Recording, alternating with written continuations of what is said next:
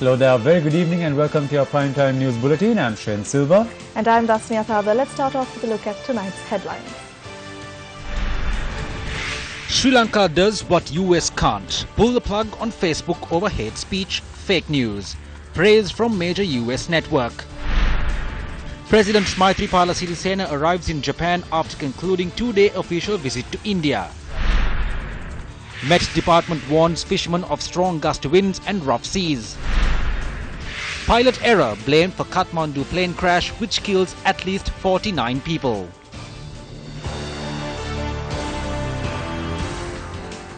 President Maithripala Sirisena arrived in Japan today at the start of his second state visit to the country. The Ministry of Foreign Affairs said President Sirisena is in Japan at the invitation of Prime Minister Shinzo Abe and will conclude his visit on the 17th.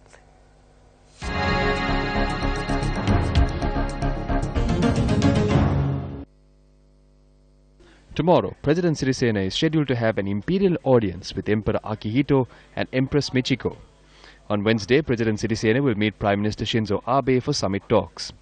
Following talks, the Japanese Premier will host the Sri Lankan President to a state dinner. The two leaders will discuss matters of mutual interest to deepen cooperation between Sri Lanka and Japan. The Ministry of Foreign Affairs said a yen loan agreement between the government of Sri Lanka and the Japan International Cooperation Agency is to be signed during the visit. The purpose of the loan is for the implementation of the Health and Medical Service Improvement Project. President Sirisena will attend a business meeting organized by the Japan External Trade Organization, which will be co-hosted by the Japan Chamber of Commerce and Industry and the Tokyo Chamber of Commerce and Industry. This state visit draws much significance solely because it is at the invitation of the Japanese Prime Minister. During the visit, the President is set to discuss political, economic and social factors affecting Sri Lanka. The President will also meet with the Sri Lankan community living in Japan and will address business meetings on economic factors affecting Sri Lanka. The Disaster Management Centre noted that all sections are on standby in light of the inclement weather being experienced in the country. However, the Met Department notes that the weather system that is currently over Sri Lanka is expected to pass over the country by tomorrow.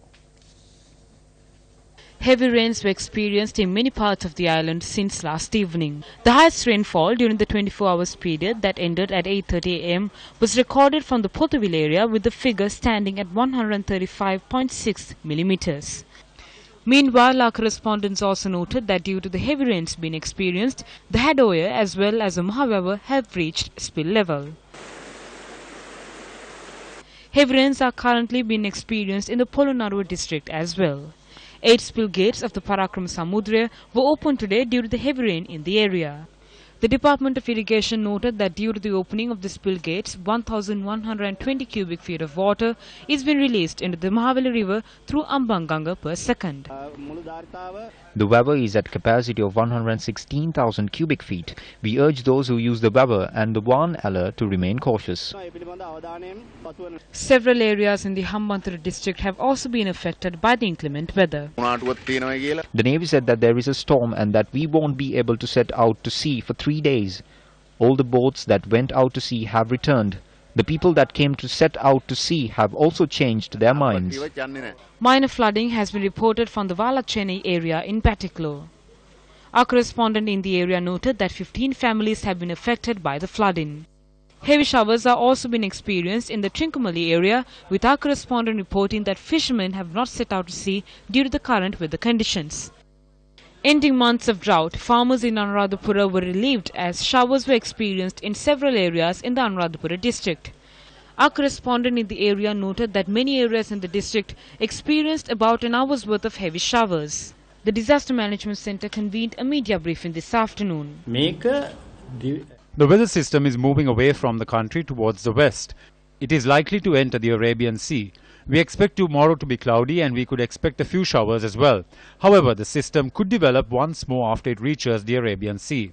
We have informed India of this as well. Based on the reports that we received in the morning, we informed the fishing community not to set out to sea. We have kept the fishing community informed through the Fisheries Department. We have informed the armed forces as well as the police of the possibilities and placed them on standby. We have also placed the district disaster management units on standby. The people need to understand the severity of the warning that has been issued. By following the information and notices issued by the disaster management centres, Met Department and the Fisheries Department, we will be able to save lives.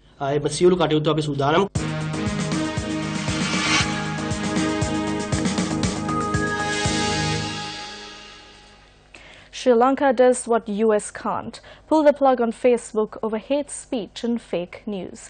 This was the headlines on CNBC, one of America's premier news outlets, as it reported on the steps taken by the Sri Lankan government in a bid to stem the flow of hate speech and fake news.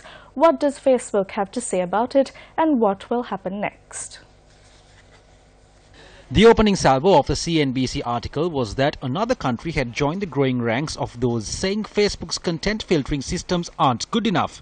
It went on to note that the ban in Sri Lanka came into effect after several years in which critics have said Facebook and the government were not doing enough to prevent the spread of harmful posts. In an email statement to CNBC, Facebook said, quote, "We have clear rules against hate speech and incitement to violence and work hard to keep it off our platform. We are responding to the situation in Sri Lanka and are in contact with the government and non-governmental organizations to support efforts to identify and remove such content." Unquote. It's good that they banned Facebook. This is a loss to us. The ban is not good. I don't think banning Facebook will resolve any issues. So it's really sad. People use VPNs. The people who misuse it should be blocked. I don't think the ban is a good thing. Since the ban was because of an issue, we don't have any problem, but we are a bit sad. There is no point in it. I see some good in it. We find it difficult without the internet. If there is an obstruction to peace, then it should have happened by now, because people still use it through VPNs. They said they will restore the services by Saturday. They should have given it by now. We should think about how we can minimize such issues. We need to think about the contents that we share. We need to consider whether what we share is truthful or whether it is hurtful to someone. So we need to avoid such instances. The ban on social media and messaging services has also had an adverse impact on tourism as well as internet-based businesses. It is the government's opinion that if they are to lift the ban, those social media sites must provide some sort of assurance to the government that they will take steps to prevent such things from occurring again. This is a great loss to the nation. There are tourists who come to the country as well as students from overseas. I spoke with the Facebook Asia Pacific Director of Policy who is based in India. He expressed his support and said they would work on it. By the end of today, they could announce the short-term and long-term plans that could be put in place for monitoring these feeds. This affects everyone in all the fields. There is a target of reaching $5 billion in trade in the IT sector by 2022. Bans like this will have a huge negative impact on these aspirations. I work at a digital marketing company. Banning Facebook means that companies like ours will struggle. A lot of the business of our company is run through Facebook. We can't take WhatsApp calls. We cannot deal with our foreign clients. We are in a lot of trouble. Normalcy has returned to the day-to-day lives of the people. Why does the government insist on curbing these forms of social media even at a time like this? We are against it. The migrant workers are the people who are worst affected. They live thousands of miles away. Back then we spent around 100 to 150 rupees a minute just to talk with them. But with new technology coming in, communication became easier. This government has taken away this opportunity. We feel that the government wanted to control this mode of communication. They had the need and then used this opportunity to do it. It's more difficult to stay in touch with my family at home if I am not allowed to use social media, and I don't think it's a useful tool to fight terrorism, because there are a lot of ways to connect via internet, and if you don't want to block all of the internet, people will use the internet to interact with each other. I think it's important for people to talk to each other and to exchange opinions to what happened, about what happened in Kandy. The southern province is a tourist zone. The ban has had a serious impact on the industry. It has gone to the extent where bookings have been cancelled. Guests asked us if websites have been banned in Sri Lanka. We told them that this was due to the incidents that happened. We said that the government would rectify it soon. The tourists asking us questions like this makes us uncomfortable as well. Meanwhile, the lawyers' organisation National Collective lodged a complaint with the Sri Lanka Human Rights Commission against the move to ban social media sites. We came before the Human Rights Commission today because we see this as a violation of the right to free speech enshrined in the Constitution. A release issued by the All Island Motorcycle Riders Association notes that they had taken steps to lodge a complaint with the UN Human Rights High Commission as the decision to impose a ban on social media sites had violated the rights of over 4.5 million social media users. The Telecommunications Regulatory Commission meanwhile states they are yet to reach a decision on when the ban on Facebook and other social media sites will be lifted. As soon as this issue is resolved and the situation improves, we will lift the ban. The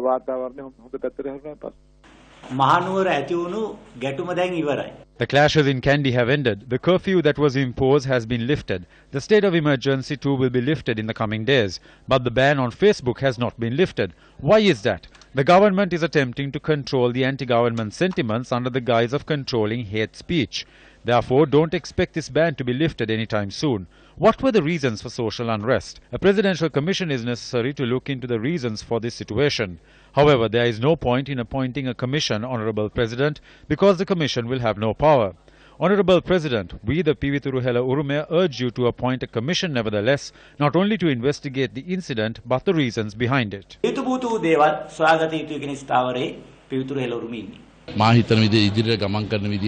I think the suitable way to deal with this situation is to record these incidents. Therefore, when a problem does arise, then it is possible for us to track the origins of the problem, from where the problem originated. I have reiterated that we can overcome Sinhala racism, Tamil separatism or Muslim extremism in order to build a united country. The strength of Sri Lanka lies in the unity of the Sinhalese, Tamils, Muslims and Burghers. Sinhala Demala Muslim Burgher Malay ekada jeevat weemai. Welcome back to the news. A petition was filed today against the bill brought in to introduce a three-man high court. The petition declares that the aforementioned court is unconstitutional. The draft amendment bill of the Judicature Act was presented to Parliament on the 7th of March. The draft bill presented may be challenged within 2 weeks at the Supreme Court. Parliamentarian Dinesh Gunawardena submitted the petition today. The basic essence of this bill, the amendment that they are about to introduce to the judicial organization, is the establishment of a three-man high court. As to who may have cases filed against them at this high court is completely down to the Attorney General and the Director General of the Fraud Bureau. By letting two people decide who the cases are filed against, the executive is allowed to target one individual. A law must apply to all equally. If there is a procedure allowing certain people to be targeted, and if everyone is not treated equally, there is a violation of rights. Thus, the Constitution is also violated. This case is being filed citing these and a few more issues. We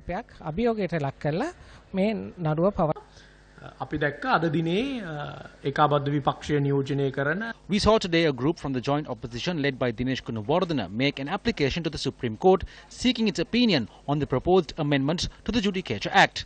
Now, why have they gotten agitated all of a sudden? Why are they so troubled? The proposed amendments does not seek to establish a kangaroo court. The amendment does not intend to drag people to court. They do not intend to create kangaroo courts to treat people the way Shirani Bandaranaike was treated. Neither do they intend dragging anyone into prison the way Sarath Fonseca was imprisoned. All the amendment seeks to achieve is to expedite the judicial process. The amendment seeks to further strengthen the expeditious delivery of justice. This sort of thing happens around the world when the requirement to speed up the judicial process arises. Why are they so scared? The people of this country, when they voted for a change, wanted a change to the judicial system as well. They wanted the guilty to be tried and justice provided with minimal delay without having cases being postponed and matters being laid by. It was the people's desire to strengthen the judicial process. Individuals such as Dinesh Gunawardena are representatives of the people. They are elected by the people. They are elected to serve the people. Then why are they not extending their support for development such as this? Why are they not supporting and encouraging matters such as this? By seeking the opinion of court, they are trying to hamper and delay the passage of this bill. They are trying to delay this bill seeing the light of day. Therefore, the government should not be taken in by these attempts by the opposition and ensure that the amendment is passed. It is the government's duty to ensure that this materializes. වඩා කඩිනමින් කිරීම මේ රටේ පුරවැසියන් විදියට පුරවැසි සංවිධාන විදියට අපි බලා Over the past few days, local government representatives of the United National Party have been expressing opposition against decisions taken by the party leadership with regard to the appointment of local government members. They claim that they have been forgotten by their party. Today, yet another group of UNP members who contested the recently concluded local government elections from the Polghavela electorate convened a press conference.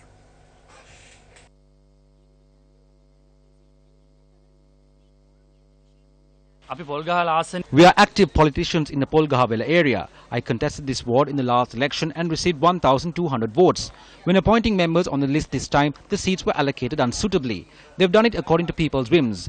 They have done it for the money, or they have simply appointed their associates. Honorable General Secretary, Prime Minister, this is wrong. If we go on like this, we will never be able to bring any party members for any UNP activities from Polghavela. We call on the Prime Minister to pay special attention to this, convene both organisers and find out who made these appointments. We can prove all what we claim. We have evidence. They are the same people who work to defeat the UNP. Please look into this. If this continues, our party will continue to go downhill. We cannot remain silent because we have worked hard for this party. Honourable Leader, the reason why we lose is because unsuitable people have been appointed to positions. Please take the necessary steps. If not, I am afraid that all of us will leave the United National Party.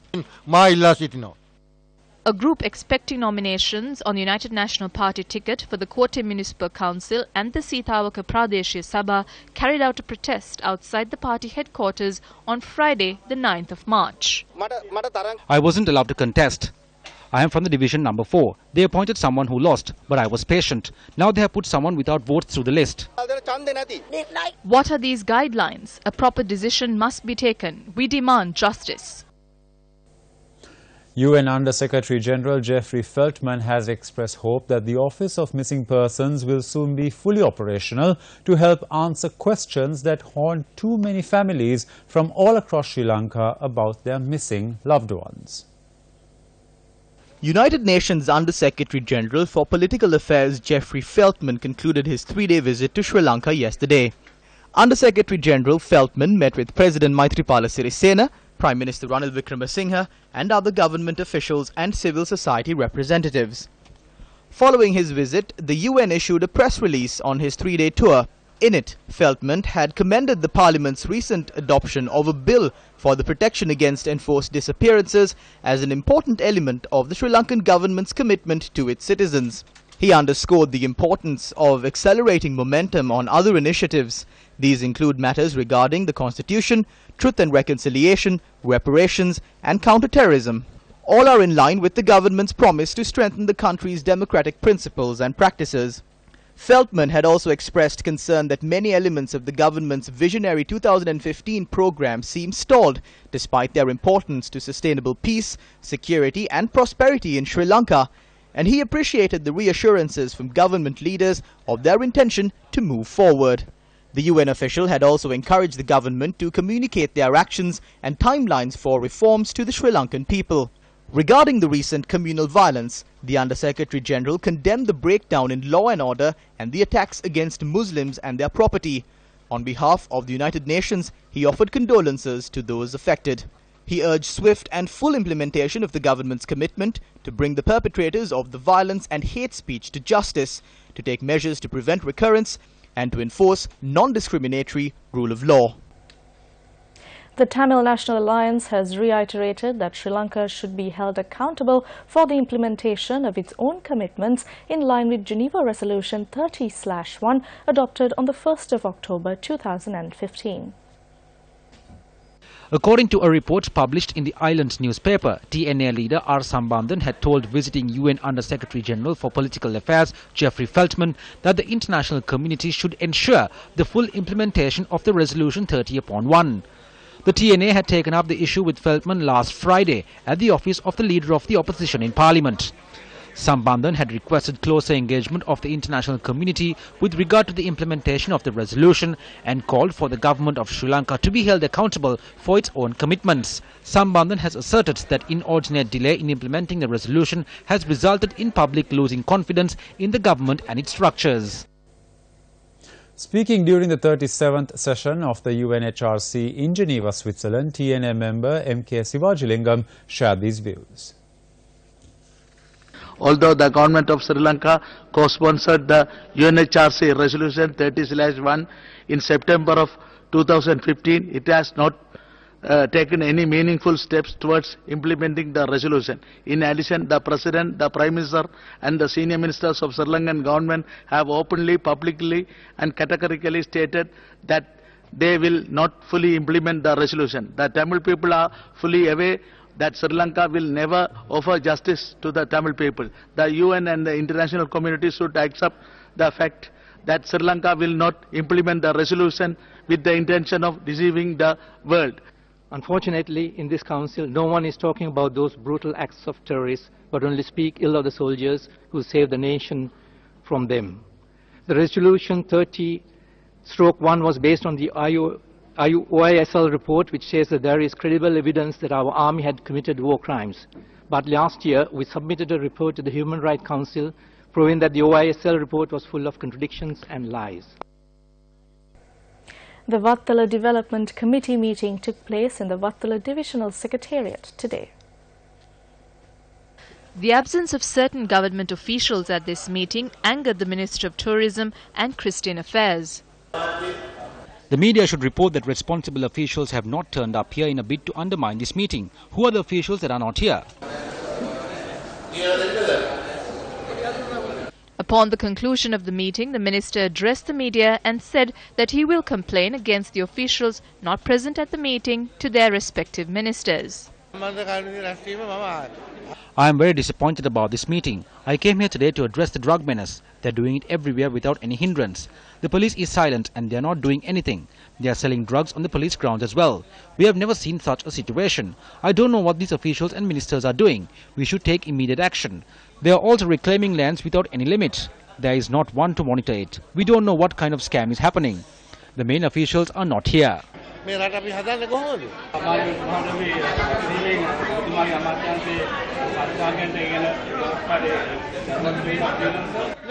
No, they will remove the ban in the coming days. Then it will return to normal.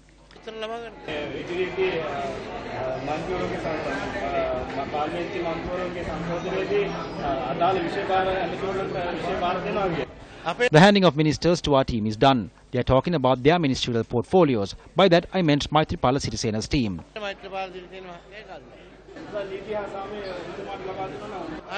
Even if I was offered, I wouldn't have taken it. It has gone to waste. Even if they offered it to me, I would have said no.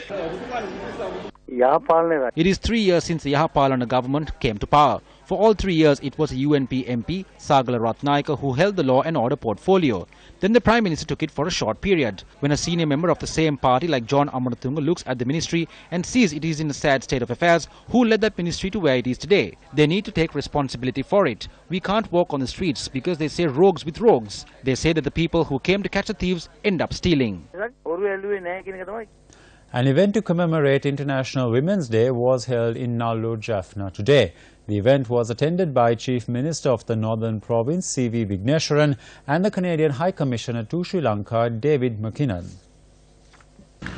In Sri Lanka, the High Commission of Canada has long been engaged in supporting women's rights, gender equality, and women's political participation. And it was fabulous to see all of those recently elected members of local government councils. A notable takeaway from these engagements was the need to engage with men in empowering and encouraging women to take on leadership roles.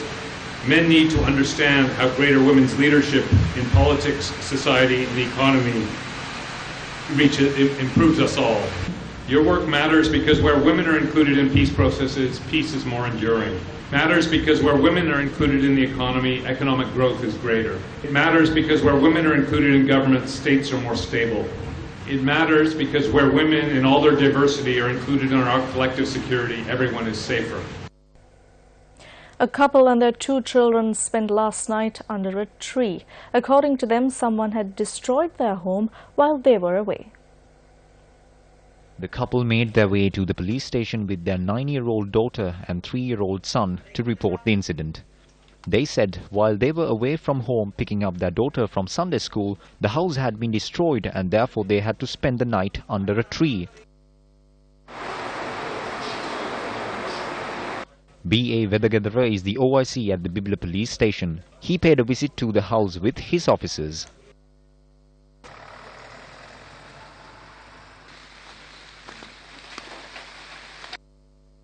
The ceiling sheets, clay walls and the equipment inside the house were all badly damaged.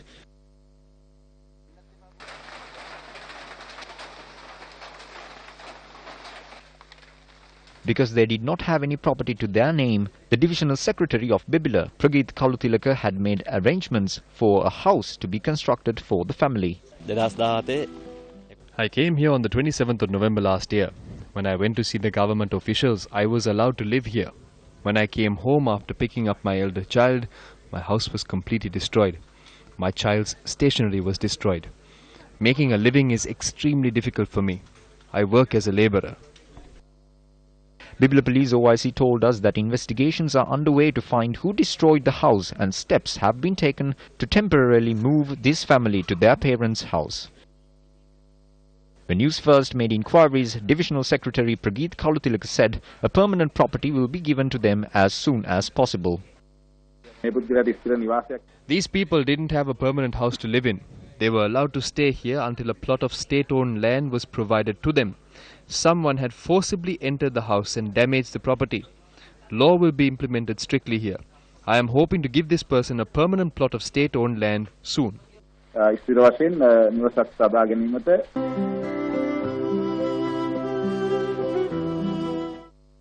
Minister of Housing and Construction and the Deputy Leader of UNP, Sajith Premadasa, this is for your attention. And that's a wrap of Primetime News for tonight. For the News First team, I'm Dasnia Thalda. And I'm Shane Silva. Tonight on Face the Nation, the current political climate and the opinions for the government. Good night.